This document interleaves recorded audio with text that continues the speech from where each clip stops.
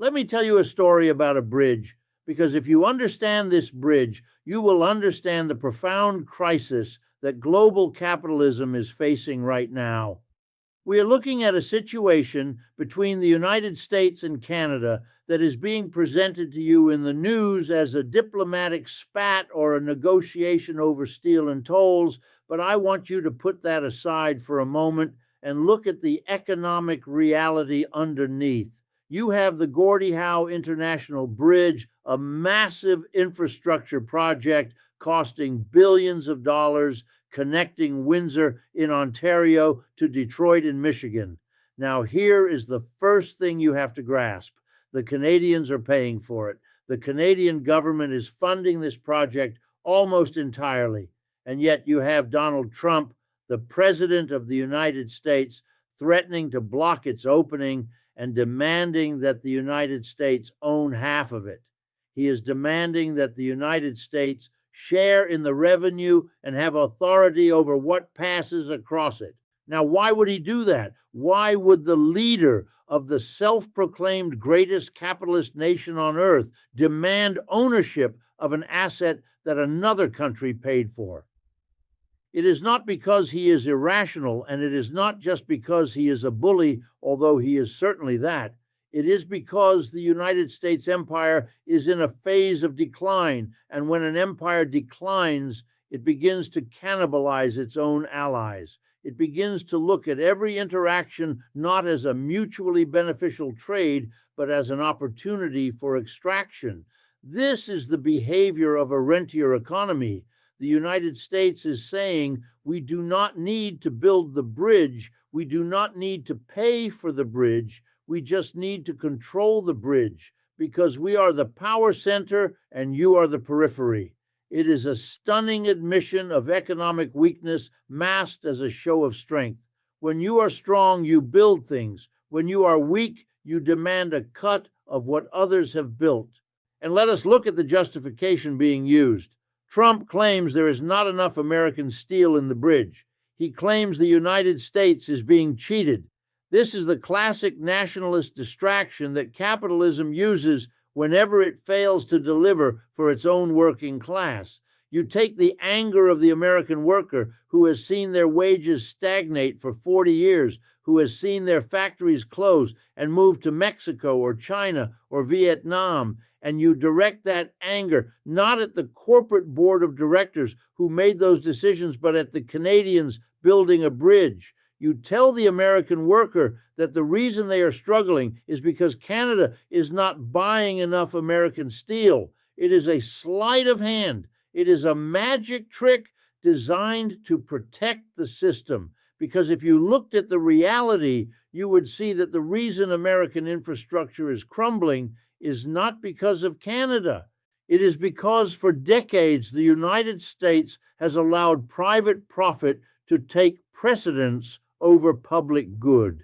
The United States could have built 10 bridges. It has the wealth, it has the resources, but that wealth is sitting in the bank accounts of the 1%, and the resources are being used for military expansion rather than domestic construction. So instead of taxing the rich to build a bridge, they try to seize the bridge built by the neighbors. It is unacceptable, and it is a sign of a system that has run out of creative, productive energy. Now, the Canadian response is equally revealing. You have Mark Carney and the Canadian leadership realizing something very frightening for them. They are realizing that the United States is no longer a reliable protector. Carney said it explicitly. He said countries like Canada can no longer count on protection from big powers like the United States. And Trump replied by saying, Canada only lives because of the U.S. This is the language of the mafia. This is a protection racket. The United States is effectively saying, nice country you have there. It would be a shame if something happened to it. And Canada is doing what any rational actor does when the local Don becomes unstable. They are looking for other partners. They are looking at China. And this is where the tectonic plates of history are shifting. Canada is exploring a new trade agreement with China, trying to build an auto sector that can survive without total dependence on the U.S. market. And the American reaction is panic. Trump says China will eat Canada alive. He brings up ice hockey of all things, trying to scare the Canadian public with cultural nonsense.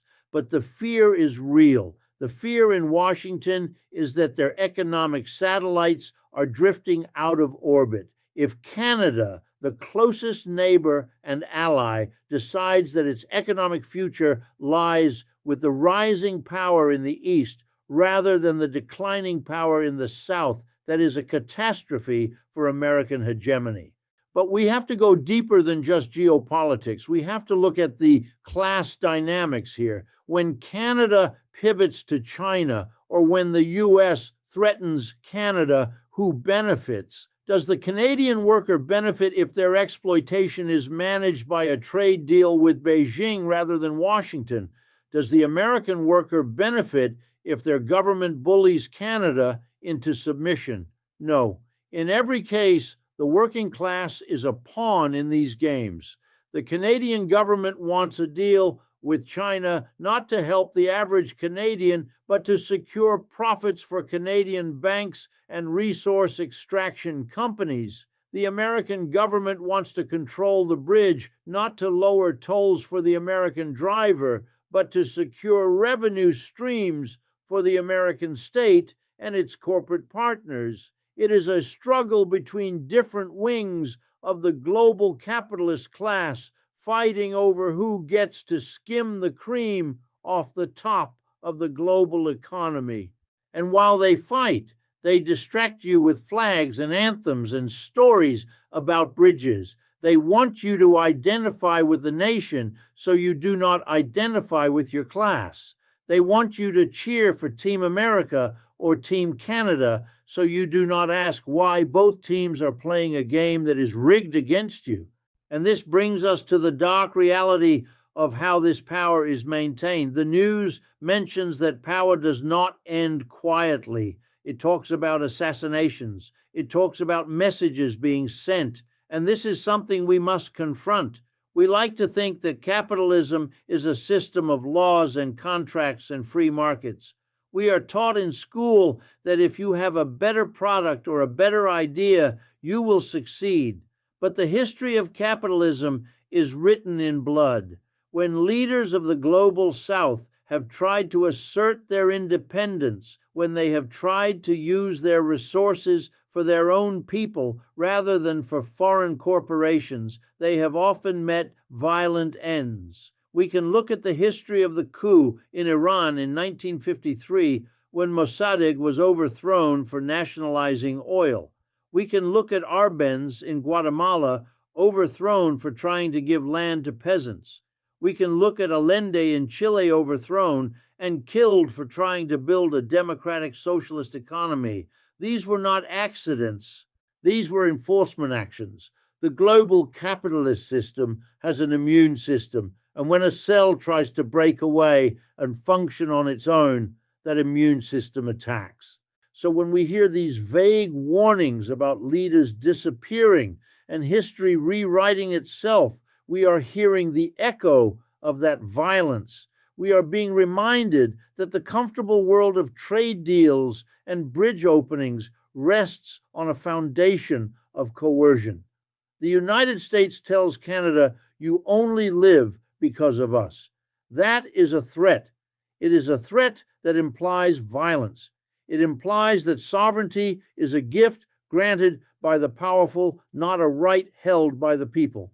And as the economic power of the West declines, as the ability to rule through money and markets fades, we are likely to see more reliance on the other tool in the toolkit, force. We are seeing a world that is becoming more dangerous because the old order is dying and the new one has not yet been born.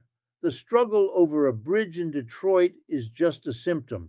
The disease is a system that demands infinite growth on a finite planet and that requires the submission of the many to the profit of the few. We have to ask ourselves, what is the alternative?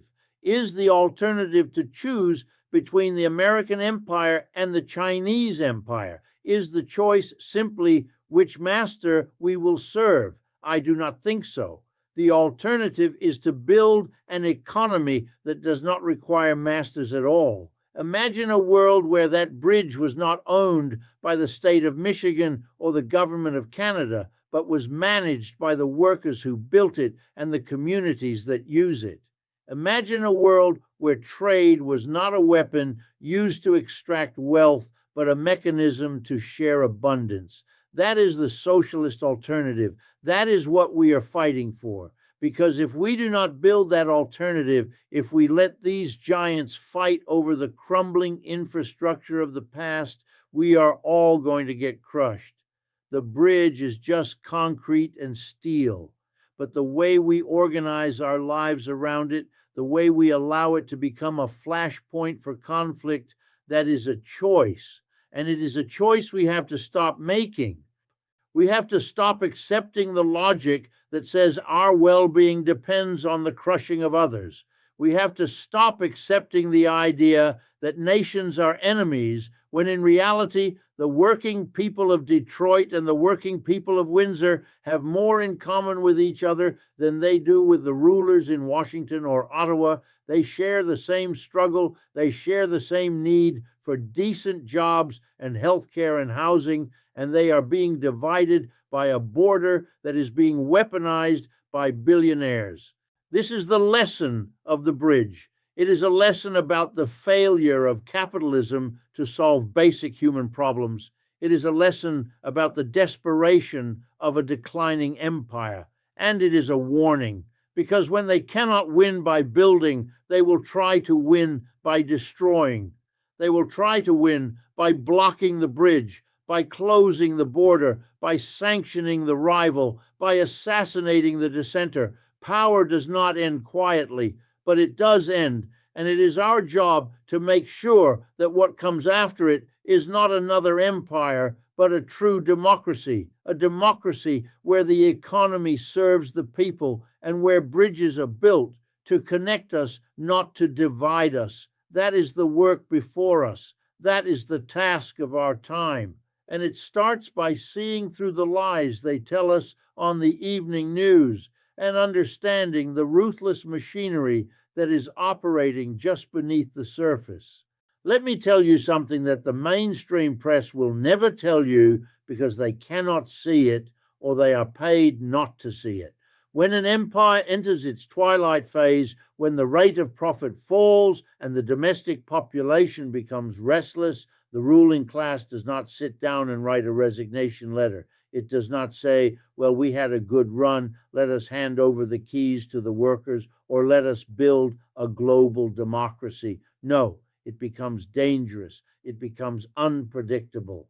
It starts to break its own rules. You see, this bridge dispute between Donald Trump and Canada is not just about concrete and steel and toll booths. It is a symptom of a much deeper pathology in the global capitalist system. The United States has been the hegemon, the undisputed leader of the capitalist world for 75 years. It set the rules. It created the institutions. It backed the currency that everyone else had to use. But now the economic foundation of that power is rotting away.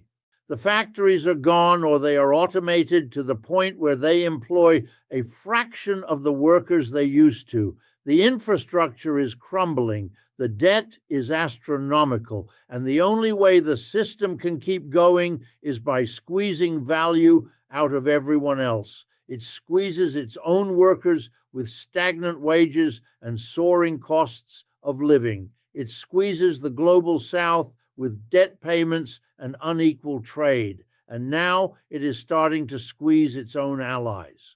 Think about what it means for the President of the United States to look at a bridge built by Canada and say, I want half of that. I want to control who crosses it. I want the money that it generates. That is not the behavior of a confident builder. That is the behavior of a desperate landlord. It is rent-seeking in its purest form. The United States is saying we do not have the capacity or the political will to build our own infrastructure, so we are going to appropriate yours. We are going to use our military and political weight to extract a tribute from our neighbor. And the justification is always the same: national security, fairness, putting America first. But what it really means is putting American capital first. It means protecting the profits of the steel companies and the construction firms and the banks that stand behind them. It has nothing to do with the welfare of the American people. If the American government cared about the American people, it would have built high-speed rail across the country 30 years ago. It would have fixed the water pipes in Flint and Jackson. It would have created a healthcare system that does not bankrupt you when you get sick.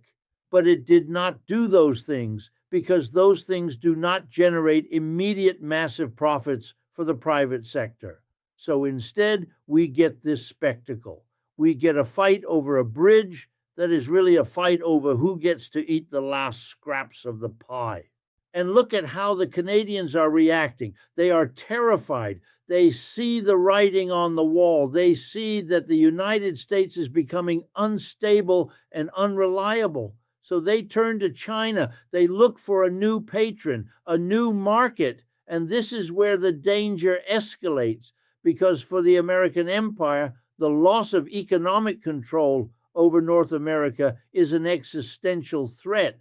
If Canada integrates its economy with China, if it starts trading in yuan instead of dollars, if it starts using Chinese technology for its telecommunications and its infrastructure, then the United States is no longer the master of its own continent, and empires do not give up their backyards without a fight. We have seen this movie before. We saw it in Latin America throughout the 20th century. Whenever a country tried to assert its economic independence, whenever it tried to use its resources for its own development instead of for American corporations, the response was swift and brutal. It was coups. It was invasions. It was economic strangulation. And yes, it was assassinations.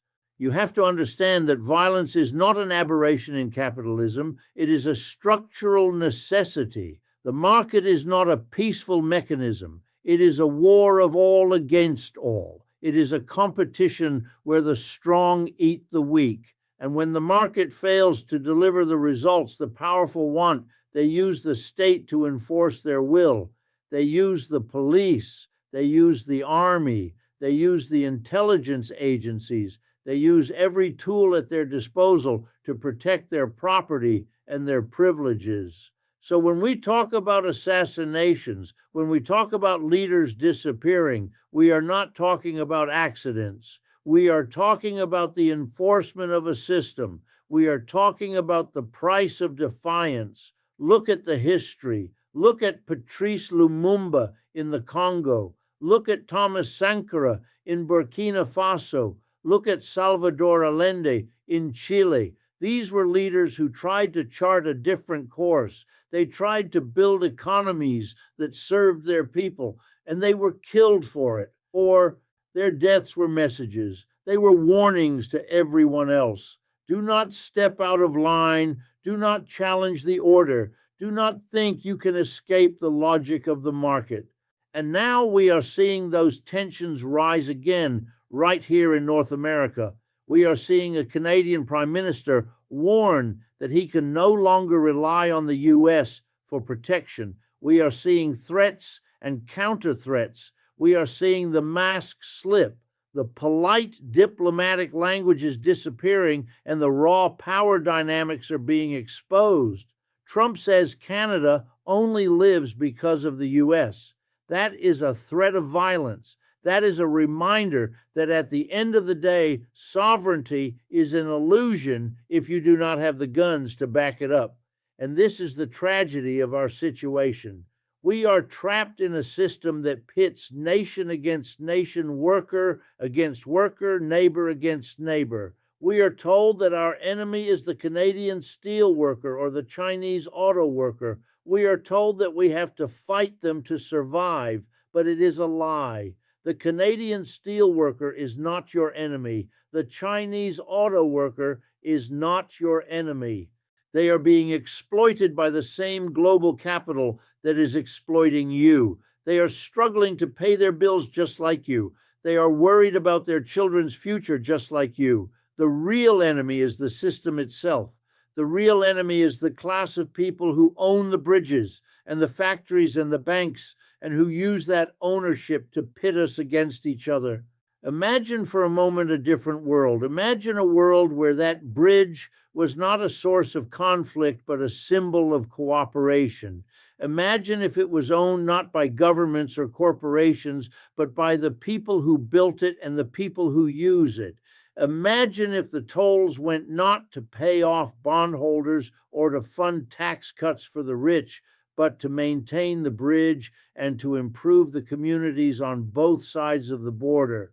Imagine if we had an economy based on solidarity instead of competition, based on meeting human needs instead of maximizing private profit. That is the socialist alternative. That is what we have to fight for, because if we do not, if we let the current system run its course, we are heading for disaster. We are heading for more trade wars, more instability, more violence, and ultimately more suffering for the working class. The bridge is a metaphor. It stands between two nations, but it also stands between two possible futures. On one side is the future of declining empire, of frantic nationalism, of walls and threats and coercion. It is a future where every interaction is a zero-sum game, where for me to win, you have to lose. It is a future of fear. On the other side is the future we could build, a future of internationalism, of cooperation, of shared prosperity. A future where we recognize that our fates are linked, that we cannot solve climate change or pandemics or poverty by fighting each other. We can only solve them by working together, by building bridges not just of concrete, but of solidarity. But to get to that future, we have to wake up. We have to stop letting them divide us. We have to stop falling for the nationalist rhetoric that tells us to hate our neighbors. We have to see the system for what it is, a machine for concentrating wealth and power in the hands of a few at the expense of the many. And we have to organize. We have to build our own institutions, our own unions, our own political parties. We have to take power back from the oligarchs and the warmongers. It is not going to be easy. Power does not give up without a fight. As the teaser said, power does not end quietly. It fights back. It lashes out. It tries to scare us into submission. But we have something they do not have. We have numbers. We have the labor that makes the world run. Without us, not a single wheel turns, not a single light shines, not a single bridge gets built. We have the power if we choose to use it. So when you hear about Trump and the bridge, do not just shake your head and change the channel. See it for what it is, a crack in the facade, a glimpse of the rot underneath, and use it. Use it to explain to your friends and your family and your co-workers why the system is failing. Use it to argue for a better way, because the old world is dying and the new one is struggling to be born. And it is up to us to help it. It is up to us to decide which side of history we want to be on. Do we want to be on the side of the bridge blockers and the wall builders? Or do we want to be on the side of the bridge builders and the peacemakers? The choice is ours, and the time to choose is now. Think about the absurdity of it all. Here we have two of the richest countries in the history of the world bickering like children over a toll booth. We have the technology to feed everyone, to house everyone, to give everyone decent health care and education. We have the resources to transition to green energy, to clean up the environment, to explore the stars. But instead, we are stuck in this petty, squalid struggle for dominance.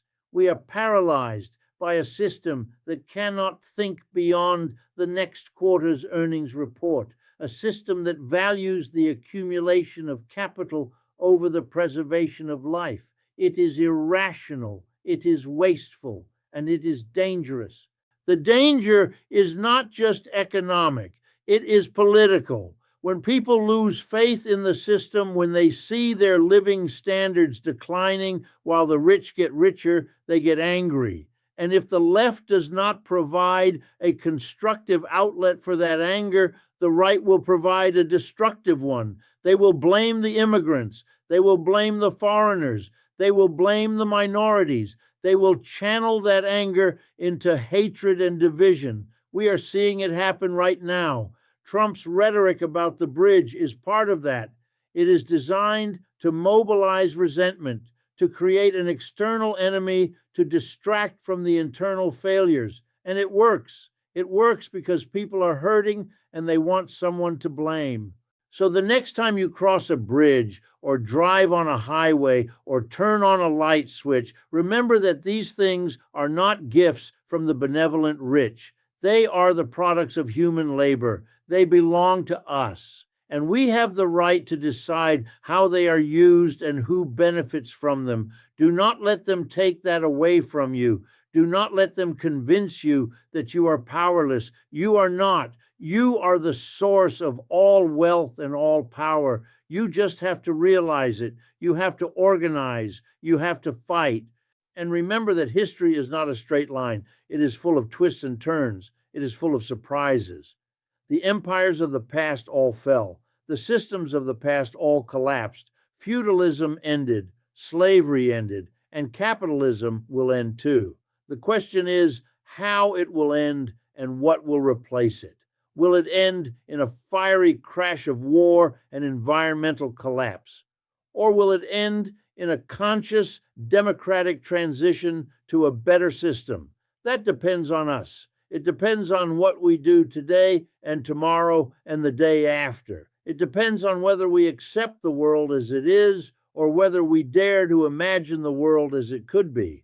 The bridge is waiting. The future is waiting. Let us cross it together. Let us build a world where no one has to beg for a job, where no one has to fear the doctor's bill, where no one has to worry about war, a world where we take care of each other, a world where we are truly free. That is the promise of socialism. That is the hope of humanity, and it is worth fighting for. And finally, let us consider the silence of those who have been silenced, the leaders who tried and died, the movements that were crushed. They are part of this story too. Their ghosts haunt the corridors of power. They remind us that the path to justice is dangerous, but they also remind us that it is possible, that people have always resisted, that people have always dreamed of something better. We stand on their shoulders. We carry their legacy. We must not let their sacrifices be in vain. We must finish what they started. We must build the bridge to the future that they could only see from a distance. So do not be discouraged by the news. Do not be intimidated by the threats. Do not be confused by the lies.